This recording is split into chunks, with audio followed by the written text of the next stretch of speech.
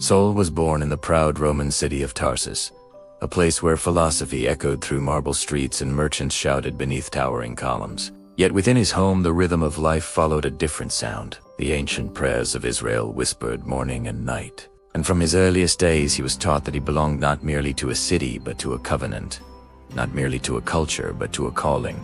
His parents raised him as a Pharisee, strict in obedience, disciplined in study, and fiercely loyal to the law of Moses. And as Saul grew, his mind sharpened like a blade honed on stone, memorizing scripture, debating teachers, and developing a zeal that burned hotter than that of his peers. For he did not simply want to follow God, he wanted to defend him, protect his honor, and guard his people from anything that threatened their identity. And when he was sent to Jerusalem to study under respected rabbis, Saul thrived in the center of Jewish faith, walking daily past the towering temple where sacrifices rose like smoke toward heaven, convinced that righteousness could be achieved through flawless obedience, and that truth must be enforced with unwavering strength. It was during these years that whispers began spreading through Jerusalem about followers of a crucified teacher named Jesus of Nazareth, men and women who claimed that death had not held him and that he had risen from the grave, declaring forgiveness of sins, not through sacrifices at the temple, but through faith in his name. And to Saul, this message sounded dangerous, even blasphemous, because it challenged the system he had devoted his life to defending. And so when tensions rose, and a man named Stephen boldly proclaimed that Jesus was the promised Messiah, Saul stood among those who listened with anger, tightening his chest. And when stones were lifted and hurled, when accusations turned into execution, Saul did not look away, believing with absolute certainty that he was witnessing justice rather than injustice,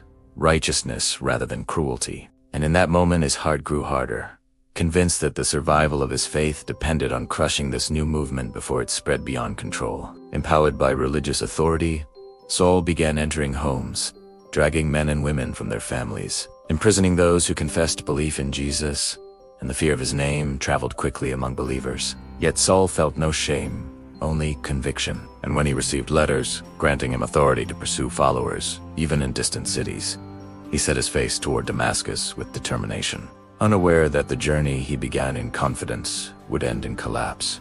The road stretched long beneath a blazing sun, dust rising with every step, and as he approached the city, gates a light brighter than the sun itself suddenly engulfed him so intense that it shattered his vision and forced him to the ground, and in the blinding brilliance a voice called his name with piercing clarity, asking why he persecuted the very one he believed he was serving.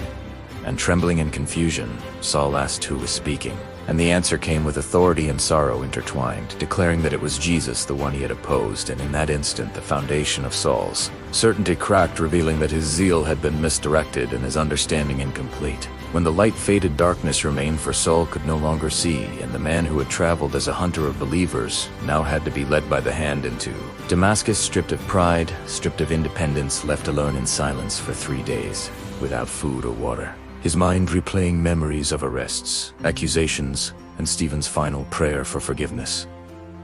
And in that silence, Saul wrestled not only with blindness but with truth, realizing that the God he longed to honor had met him not with destruction but with mercy. And while he sat in darkness, a disciple named Ananias received a vision instructing him to visit the feared Persecutor, a command that required courage beyond comfort.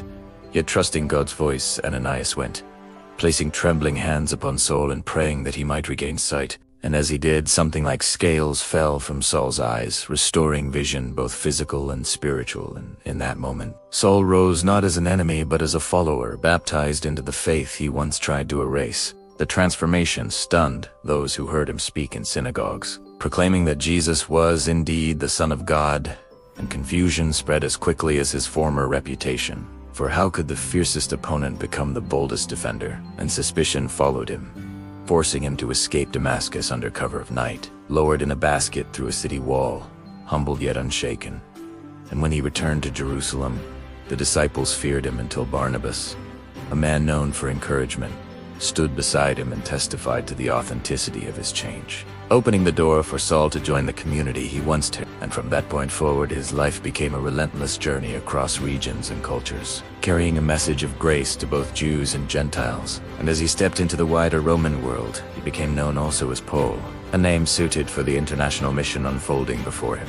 Paul traveled through cities alive with trade and philosophy, entering synagogues first to reason from Scripture, then marketplaces where curiosity mixed with skepticism, proclaiming that salvation was not earned through perfect law-keeping, but received as a gift through faith. And his words stirred hearts and riots alike.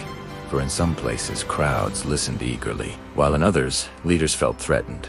And in one city, he healed a crippled man and was praised as a god, while in another, he was dragged outside the gates and stoned until his body lay motionless. Yet even when left for dead, he rose and returned to strengthen those who believed, proving that his mission was anchored not in comfort but in conviction. In Philippi, he was beaten and imprisoned after freeing a slave girl from spiritual bondage, and chained in darkness, he chose to sing rather than despair, his voice echoing through stone walls, until an earthquake shook the prison foundations, opening doors and loosening chains. Yet instead of fleeing, he remained, preventing the jailer from taking his own life and leading him and his household to faith, revealing that Paul's freedom was not measured by open doors, but by obedience to purpose. In Athens, he stood among philosophers debating truth. In Corinth, he labored as a tent maker while teaching by night. In Ephesus, he faced opposition from craftsmen who feared losing profit from idol worship, and through every hardship he wrote letters to communities of believers, letters filled with theology and tenderness, correction and hope, explaining that grace transforms hearts, that love fulfills the law, that weakness can reveal divine strength, and that nothing can separate believers from the love of God.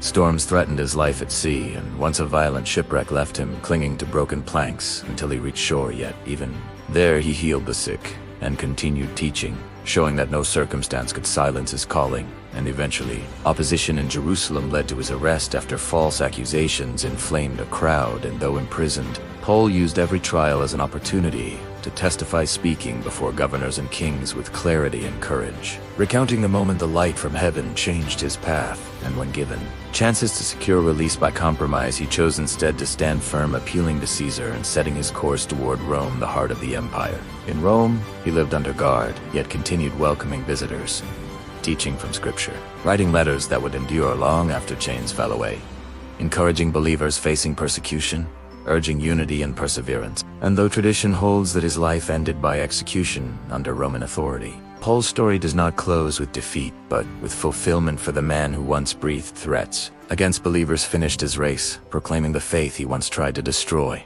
leaving behind writings that shaped generations, reminding the world that redemption is not reserved for the gentle or the innocent, but offered even to the fiercest opponent willing to surrender pride and receive mercy. From Tarsus to Jerusalem, from Damascus to Rome, Paul's life unfolded as a testimony that transformation is possible, that zeal redirected by truth becomes unstoppable purpose, and that grace can rewrite even the most hardened story, turning a persecutor into a pioneer, a destroyer into a builder, a man blinded by certainty into one illuminated by revelation.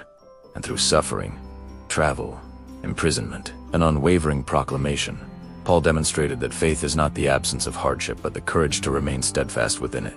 And his journey continues to echo through time, inviting every listener to consider that no past is beyond forgiveness, and no calling beyond reach. When the light of truth breaks through darkness in a heart, chooses to follow where it once fought.